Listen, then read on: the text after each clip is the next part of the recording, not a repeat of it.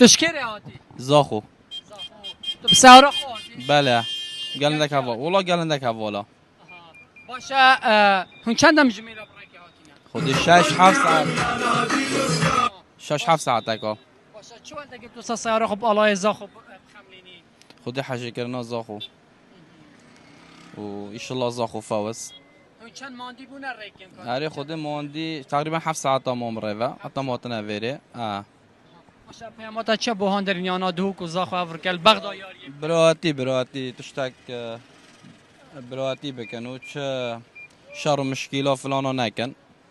هم هر دو کردن هون گل گرمی چه بونه خودی گرم درجه بین 45-46 الویره یا گرمی گله گرمه و همه قطینن